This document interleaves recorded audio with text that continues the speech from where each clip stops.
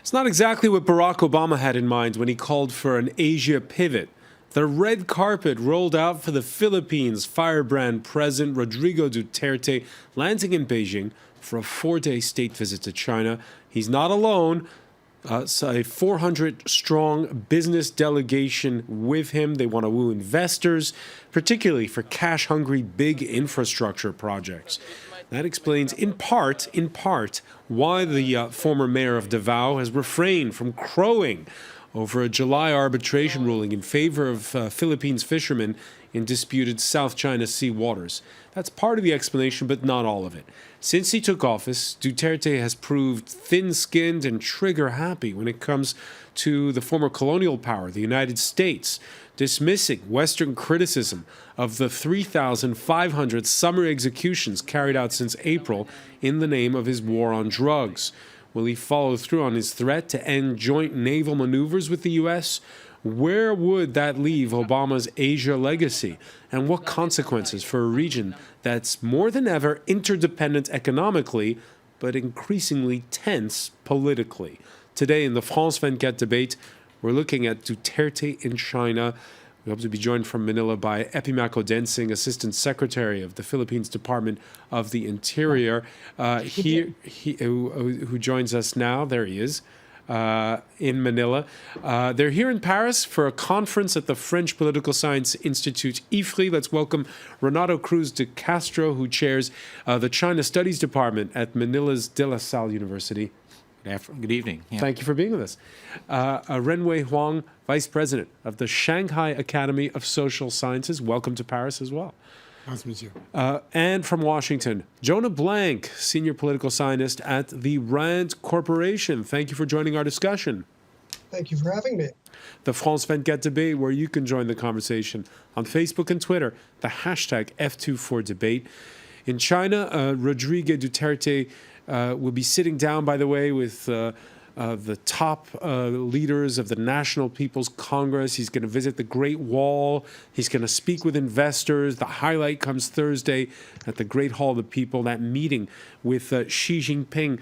Before we go into geopolitics, let me begin by asking you, Renato Cruz de Castro, what would you say is going to be the chemistry between this working class 71-year-old former mayor of Davao City and the polished 63-year-old president, someone who's from the nomenclatura of China? But you have to remember, Xi Jinping also started as a mayor in Fujian province, so they have something in common.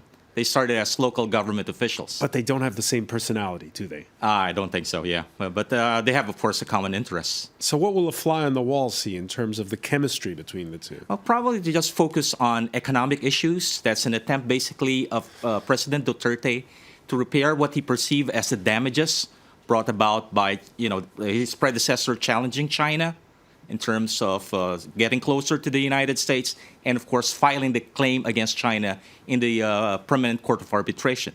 So it's an attempt, basically, to mend fences after you have nearly 5 years, starting, of course, with the Scarborough Shoal incident, 2012, then, of course, the filing of the case. Because we've heard Duterte's statements. Is he someone who can charm? He can be very charming. He's very charismatic. That's why he has broad domestic support. Renwei Huang, what do the Chinese make of Duterte? He uses 4-letter words when he speaks. He shoots from the hip. What do they think of him? I think he represented the populist mood in Philippines. And he himself was originally as a left leader. So he believes the welfare of the Philippine people is fundamental task for him. So that's why he tried to get better relationship with China and try to get more economic solid development. But you don't have this kind of politician in China, do you? Yeah, but our policy is always put development as first. Okay, let's get into policy then. When he ran for president, the tough-talking Duterte vowed to personally jet ski to disputed islands to take on China. But as Josh Vardy reports, that was then, this is now. A striking reversal of foreign policy. Before President Rodrigo Duterte's election in June, the Philippines was one of China's sharpest critics and a staunch defender of US interests in Southeast Asia. China and the Philippines now look increasingly prepared to become unlikely regional allies. Duterte spent months bad-mouthing US foreign policy and criticisms of his hardline domestic drug policy, while simultaneously welcoming renewed ties with China. Some have welcomed pushing the US out into the cold. It's survival. It's necessary that if they leave, we will not just stay in the corner and cry. We need to find a way. If they're gone, then we'll try other countries. We'll strive to learn Russian culture or Chinese culture. Like what President Duterte said, if the Americans take us for a snack, they'll only give us a sandwich. But with the Chinese, you get an entire feast. That's how we think. However, a Pew survey conducted last year suggested 92% of Filipinos have a favorable attitude towards the US, while 58% distrusted China. It could be a risky gamble to snip ties with the US, one which threatens to upend the delicate situation currently unfolding in the South China Sea. In the past few weeks, Duterte has scrapped joint military patrols with the US there, while also threatening to reject assistance from US special forces in counter-terrorist operations in the Philippines. This runs in total opposition to the policy of his predecessor, Benigno Aquino, who filed a complaint against Chinese expansionism at the Permanent Court of Arbitration in The Hague. It was overwhelmingly upheld in July, a ruling rejected by China. While Aquino staunchly defended Philippines' sovereignty of the Spratly Islands, Duterte has been less rigorous, despite saying he would discuss the Hague ruling with the Chinese. We will stick to our claim. We do not bargain anything there. We continue to insist that it's ours and that the tribunal, international decision will be taken up. Any such talk is likely to rattle the Chinese, and Duterte has never said when discussions would take place. He previously said he would not bring up the sensitive subject on this trip to avoid angering the Chinese leadership. Epimaco Densing, the Reuters news agency is quoting a source in the Philippines delegation as saying there could be a deal to put on the back burner that ruling from July and instead offer conditional rights for Filipinos to fish. Do you see that happening during this trip? No, I don't think so. The president was clear in his pronouncement that when he goes there, he will invoke that ruling, but he will not insist as a main issue of discussion, because the main issue of discussion there is to promote trade and cooperation and, of course, making sure that we continue to benefit from that area as far as the Filipinos are concerned. So how far will this pivot towards China go? Well, as I mentioned, it's a clear policy. The president is not in the authority, as he was saying, that he has no authority to give away that area. That's as far as we're concerned, there's already a ruling that's ours. That's the Philippines. And what we have to make sure is war should not be the main policy in making sure that we continue to enjoy benefits in that area. Again, we were talking more on the more general aspect of the trade and cooperation with China. We've been benefiting a lot. In fact, whatever we're benefiting there does not in any way connected to our claim, or not to our claim, to our pronouncement that the Scarborough Shoal is ours, or that West Philippine Sea is within Philippine jurisdiction. All right, let me bring in Jonah Blank on this. Jonah, we heard in that report that local mayor saying the Americans, when they promise you something, it's small, but when the Chinese do, it's a veritable feast. What's your reaction to that statement? And you just heard, on the one hand, they want to do business with China, but the Scarborough Shoal is for the Philippines. You just heard. Well, I think yeah, go ahead. Jonah Blank. Sorry. I think if that mayor is talking about purely entertainment value, he's right. U.S. diplomats do not provide an 8-course banquet to their visitors. So Duterte will eat very well in China. But when you get to the actual substance, is China a more reliable security partner or economic partner than the U.S.? I think it will be a very different question. As a U.S. security partner, the Philippines has been a treaty ally since 1951. As an economic partner as well, the ties go very, very deep. And when you're talking about the U.S. as an economic partner, you're not just talking about the U.S. You're talking about U.S. partners such as Japan, South Korea, Singapore, a whole range of others. Let's remember the ADB, the Asian Development Bank, is headquartered in the Philippines, and its primary contributor is Japan. If the Philippines were to have a paradigm shift towards China and away from all of the Western powers, the economic consequences and security consequences would be severe. The Philippines, where the headquarters of the ADB are, Renato Cruz de Castro, the Philippines about to take on the rotating presidency of ASEAN, the group of Southeast Asian nations. I've been reading some saying, you toning it down with China could be the first step towards a broader multilateral agreement on who controls what in the South China Sea. The position of President Duterte, and this came out during the Laos summit, is that the PCA ruling or award is something between China and the Philippines. So he basically removed it from the ASEAN agenda. So that's basically, an implication that's happening right now in terms of when we're talking about ASEAN. So probably once the Philippines becomes the chair of the ASEAN Standing Committee, the South China Sea issue might be put out of the table when it comes to discussing the South China Sea issue. So for you, this is really contained to relations between Manila and that's basically the Beijing. position of President Duterte. And so what do you make of the statements that he made before going and the statements that we're hearing? No, it's separate. It's separate basically. It is pertaining to during the time of President Aquino, he raised this in several ASEAN summits, to the point that you even have the time that ASEAN did not come out with any joint communique in 2012, and that's because the Philippines was raising it. Cambodia was trying to, block it.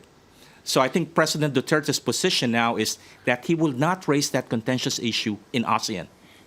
Renwei Huang, will Chinese authorities accept a deal where the Philippines keep their claim on those islands? The disputes will still be there. I don't think disputes has disappeared. But we and the Philippines and China will talk peacefully on these disputes rather than go into conflict or sue to the international court. These are not our options now. Will this be a hindrance to all those big infrastructure projects that the Philippines would like China to invest in? Yeah, the infrastructure investment will be some kind of further economic linkages between two countries. And I think this is also the rebalance of Philippine foreign So that policy. will go ahead. Rebalance between Aquino, the former president, had made two further closer to the U.S. allies and made a very strong tension with China. So I think President Duterte is changing to some degree its foreign policy in Philippines. All right, the president, ahead of the China trip, there we heard in that report, speaking to about this issue, when the international arbitration in The Hague ruled back in July in favor of the Philippines. It was a case, as we were just hearing there, from Renwei Huang that was inherited from his predecessor, and there you can see where the areas are. And there's also Palawan, where the United States has a base. And ultimately, Jonah Blank, what's going to be the fate of that base? Well, Palawan, to which the U.S. has access, Access, rather. is very important for the Philippines itself in terms of its insurgency problem in the southern part of the country. I've got a sentimental attachment to Palawan since that's where I learned how to and got my scuba certification. It's the serious point there is that without the U.S. Special Forces partnering, it's highly unlikely that the Philippines military would have been able to bring some measure of order there. If they think that China is going to be able to step into that role, I suspect they're going to be very, very disappointed. But you just heard Ren Wei Huang say the dispute's going to continue. We'll still be able to do business. Do you agree? I think to some degree that's true. I think China and I think President Xi will take Duterte to the cleaners. President Xi is a much better negotiator. And let's remember, President Duterte, with all due respect, is not a traditional politician. He makes his policy on the base of basically his gut instinct. He shoots from the hip. He's very unpredictable. He's very willing to change position on a dime. People in the Philippines refer to him as their nation's version of Donald Trump. And I think we can expect to see a level of unpredictability from him that may not sit quite as well with China in the long run. Epimako Densing, your reaction? Duterte no match for Xi Jinping when it comes to things like trade negotiations. Well, not necessarily. The other speaker was right in saying that he's unpredictable, and I would think that even the presidency will not be able to predict what the President Duterte will say. They will not be able to predict what's in his mind. Even the cabinet officers or cabinet members of the president will not be able to predict what he will say. So nobody will and nobody can. But one thing's for sure, whatever the president will say, whatever the president will do, will always redound to the benefit of the Philippines and its people. Do you agree with that, Renato Cruz de Castro? I don't think so. Well, you basically make positions without even consulting. Like, for example, when he announced in Hanoi that the joint military exercise will be stopped, not even the National Security Advisor was aware. Not even the Foreign Secretary was aware that the president made that decision. So there's some disconnect going on in the administration right now. Will those joint patrols with the United States be stopped? We're going to ask the rest of our panel. When we come back, you're watching the France 24 debate.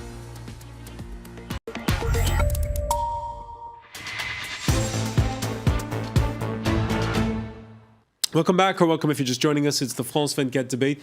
We're looking at Rodrigo Duterte's visit to China amid what some believe could be a pivot away from the United States. We're talking about it with Epimako Densing of the Interior Ministry of the Philippines, who joins us from Manila. Joining us here in the studio, Renato Cruz de Castro, who chairs the China Studies Department at Manila's De La Salle University. Ren Wei Huang, Vice President of the Shanghai Academy of Social Sciences.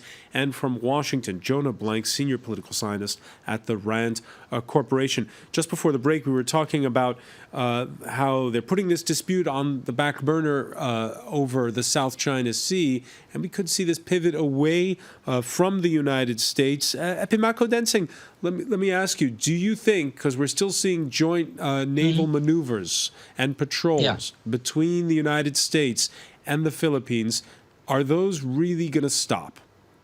No, in my opinion, it will continue. As I mentioned, although the president made several pronouncements, it's more of a message to our friends from the United States, telling them that we intend, or our country intends to have an independent foreign policy, not based on a mendicant environment.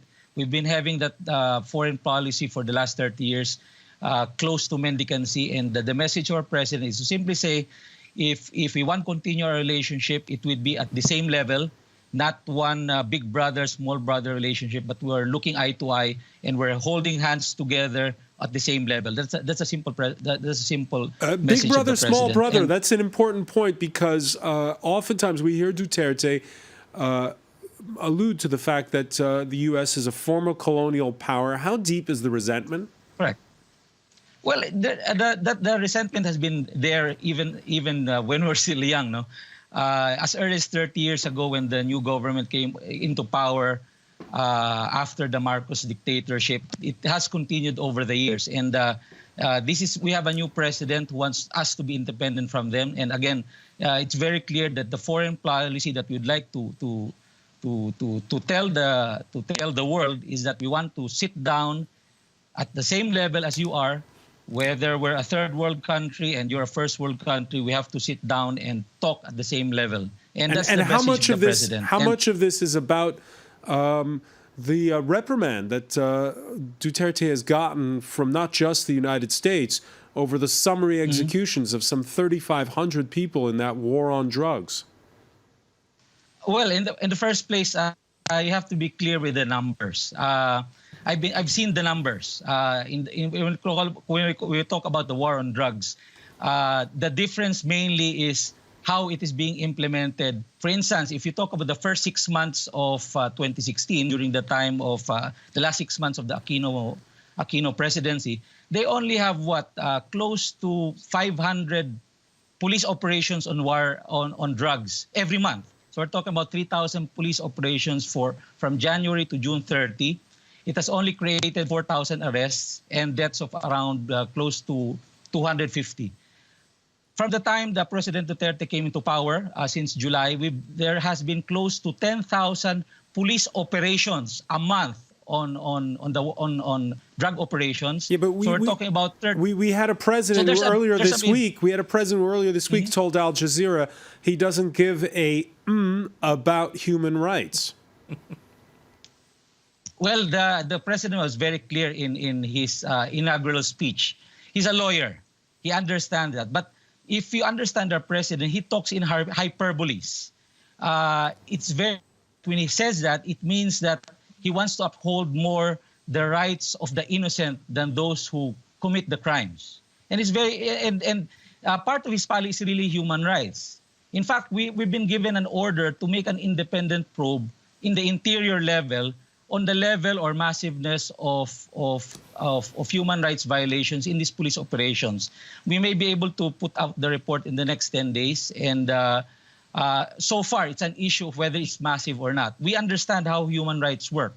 And it's very clear to us that when the president speaks something hyperbolic, we should not put it in a very clear sense. It's like a CEO. If you're a CEO, you say, I want to sell $1 billion in sales. It doesn't mean that you will hit the $1 billion, but the point there is you have to hit the highest level. When the president says, let's eradicate illegal drugs, it means put it in the barest minimum. All right, Renato Cruz de Castro, I mean, there's a bit of mirth when we hear a president use curse words, but is rule of law being undermined in the Philippines? Well, that's allegation. There's also he's very sensitive about that allegation that there are extrajudicial killings. Which accounts for the fact that he has this reaction vis-a-vis the United States. Before he was criticized by the United States for human rights violations, his policy was basically business as usual. So this notion of having an independent foreign policy is actually a reaction to the criticism he got from the United States and from the European Union, and of course from the West. So we have to contextualize, whether they're really a human rights violation or not. I think President Duterte made an effort to ask the EU, the United States, to send a probe to investigate whether there are actually extrajudicial killings happening in the Philippines. So I would say the jury is still out there. The jury's still out, Jonah Blank? Yes, well, I think Renato made a very good point that this prickliness towards the U.S. and the West did not come from a true policy shift. It came from the personal pique of President Duterte. It wasn't until he was or he felt insulted that he responded in this hyperbolic way. And let's remember, this is a pretty much omnidirectional hyperbole. This is a president who called the Pope himself sorry for the language, a son of a whore, merely because of a traffic tie-up. I think that we really should not read policy into what is often merely hyperbole. What about the extrajudicial killings? Are those for real? According to a wide variety of international human rights organizations, they are. And Duterte himself has essentially admitted this on a number of occasions. All right. After that, son of a whore excuse remark. me, can I correct Go that? ahead. Can I correct that? I don't think there's on two occasions there's no extrajudicial killings in the Philippines on both local and foreign definition. In the investigation that we're doing, we're calling it extra legal killings. First of all, we already have But that's an administrative semantics, isn't order. it? I mean, there Yeah, are but, people who've that's lost their different. loved ones through this. No, not necessarily, because remember, in basic and human rights is the state has to uphold life, liberty, and security of person. The state also has the right to make a fair trial. However, the president is very clear on this. If the suspect attempts to kill the law enforcer in the enforcement of law, and it jeopardizes the life So of the there's been enforcer. 3,500 resisting arrest? No. It's not 3,500. It's only 1,600. All right, 1,600 resisting arrest. The 2,200 is deaths under investigation. And in the 2,200, only 30% of that is drug-related. The balance of 70% is not even related to drug operations. It's just part of the operations. The 1,600 who died are those who resisted arrest in a legitimate police operations. And mind you, of the 1,600 as of today, there's already close to 30,000 arrests. So if you look at the numbers, it's almost the same, 5%. It's just the number of operations right now is 10 times higher than the first 6 months of this year. So there's really a clear indication that we really want to bring down the drug menace in the country. And please look at the perspective. The war on drugs in the Philippines is seen not only of a law enforcement issue.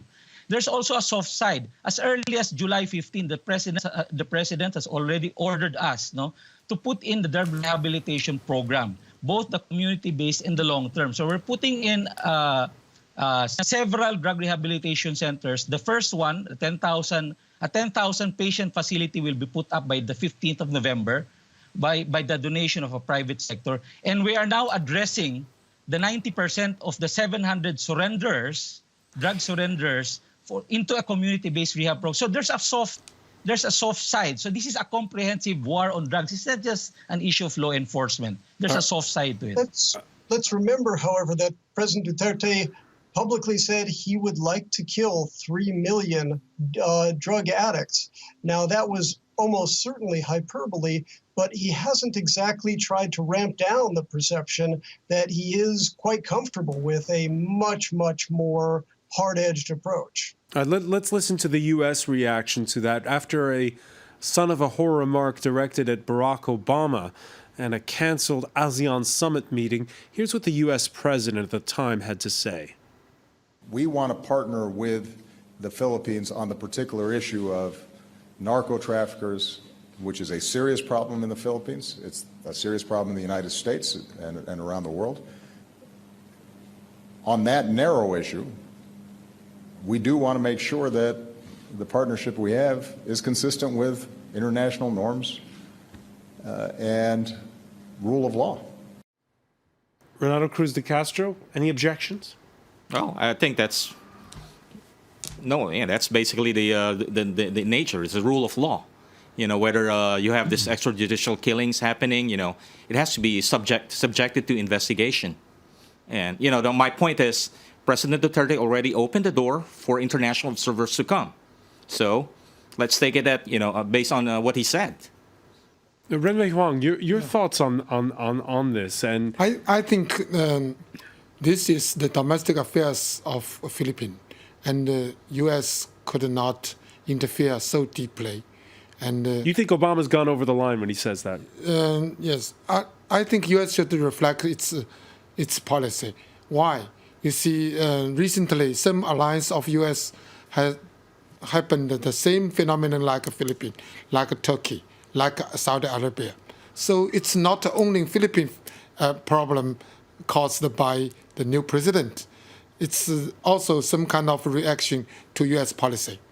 Well, let me ask you, Jonah Blank, you just heard that Renwei Huang saying, effectively that Here's Barack Obama lecturing the Philippines. What's your reaction to that? Well, this is a core part of U.S. Foreign policy. By law, the U.S. government is forbidden to provide security assistance or security cooperation with any units of the military or the police who have been credibly implicated in human rights abuses. It's really quite amazing the level to which this law dictates a lot of engagement. There are nearly 1 million cases every year that have to be reviewed, and many of them are rejected or deferred because the U.S. is not able to verify that Police Unit X or Military Unit Y has not been involved in extrajudicial killings. So the president was really simply stating what the U.S. law actually says. Renwei Huang, your thoughts on this? Because as China's role around the world grows, more and more military partnerships are going to come about. Should China have the same kind of rules that you can't partner with people who commit human rights abuses? You can't partner with countries that commit human rights abuses. But the precondition for our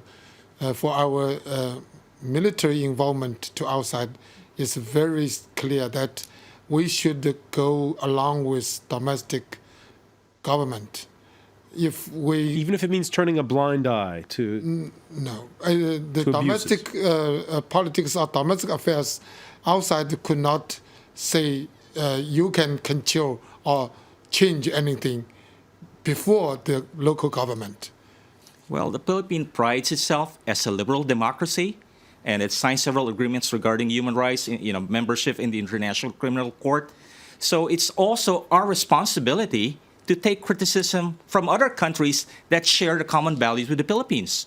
Rule of law, human rights, so forth and so on. So in a way, I think the Philippine government overreacted when it was criticized by a friend and allied country. We have to take into account the Philippines is part of a community of nations, basically part of what we call the Western Alliance or the West, that have to uphold those values. So if we get criticized, then we have to examine ourselves whether we are really living up to the commitment that we have basically adhered to or signed into. Epimanco Densing, is Rodrigo Duterte too thin-skinned? No, I don't think so.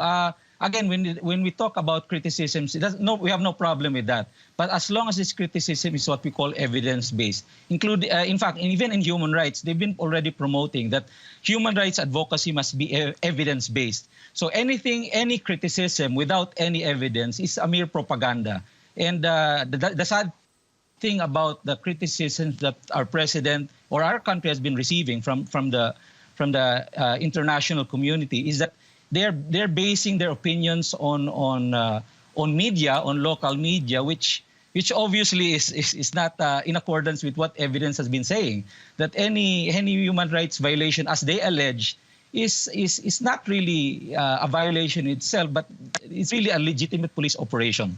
And again, we've been looking at the numbers, and I've seen all the case folders of this 1,000, at least 1,300. Each case really has a case folder. And we're verifying it right now, at least to see if there's an indicative massive violation of human rights. And again, we'll be able to put up that report in 10 or 12 days from now.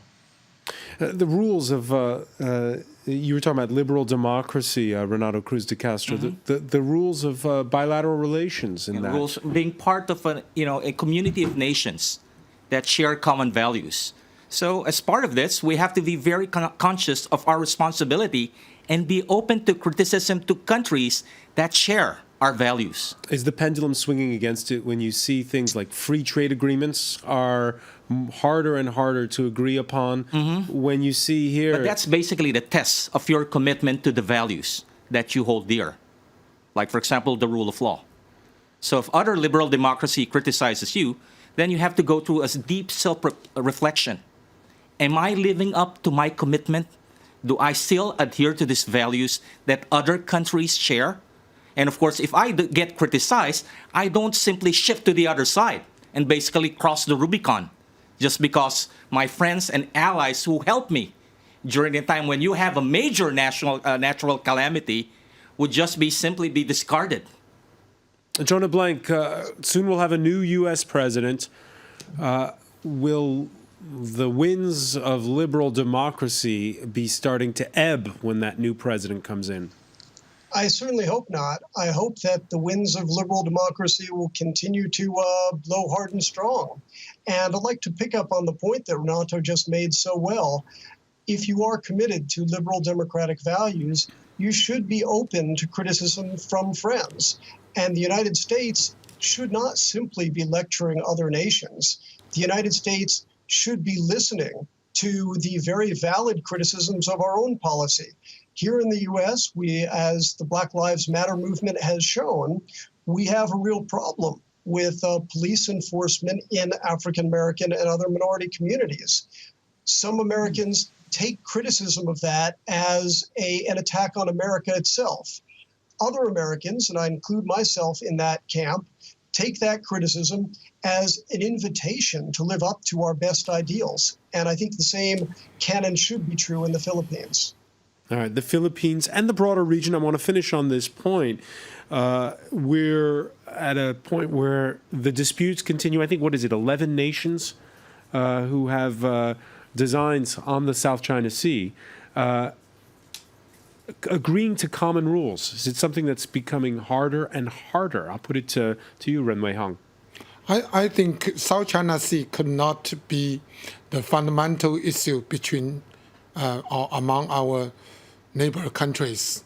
We can talk and have dialogue, and but the domestic development. But why is it becoming more and more tense in that case?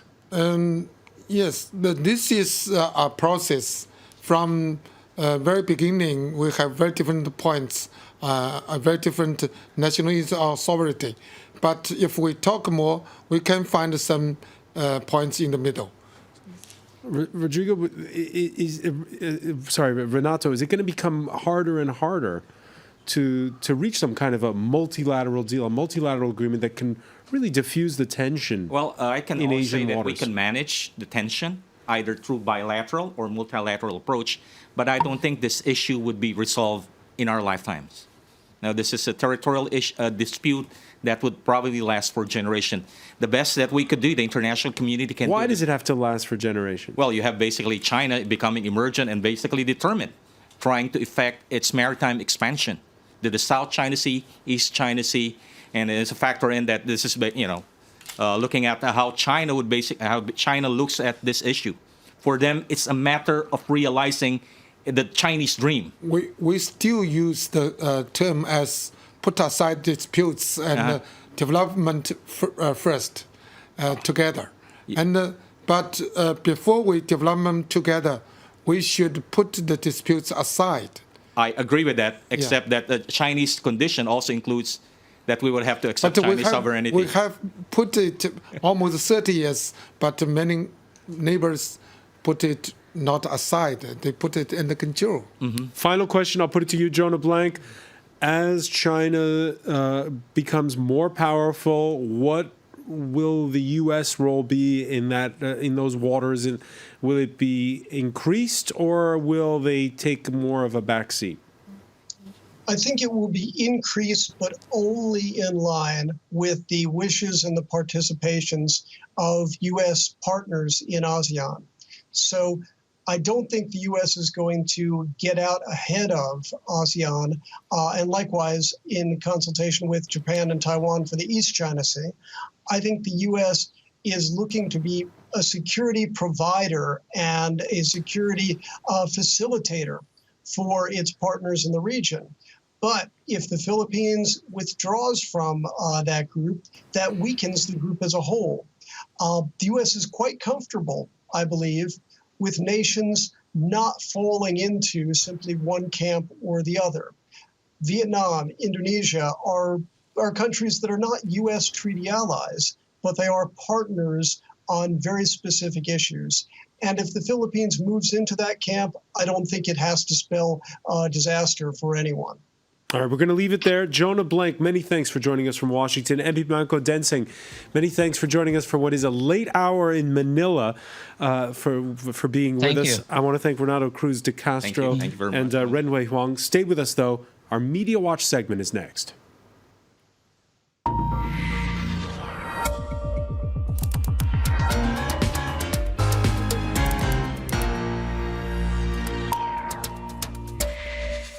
And we say hello to James Creedon. Hi, Francois. The hashtag Duterte in China, is it trending?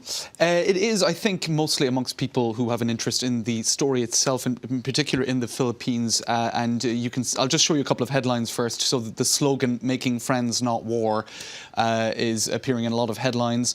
And that seems to be a lot more conciliatory language than what we were seeing recently, perhaps an unfair sort of juxtaposition of headlines there. But it's a family show. Don't use any words that, curse. We'll just go with curse. We do remember there was that rather fun moment there recently. In any case, images of Duterte arriving in China, all smiles, all friendliness.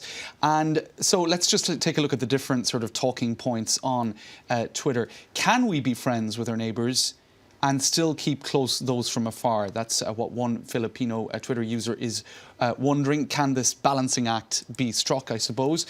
Another pointing to the fact here, this is somebody sharing a tweet talking about Philippine stocks having their best day since the May election. So many interpreting that as a response to the visit by Duterte to China. And is this a case of Beijing to the rescue vis-a-vis Filipino economic matters? Wonders one person. How many countries have the US interacted with?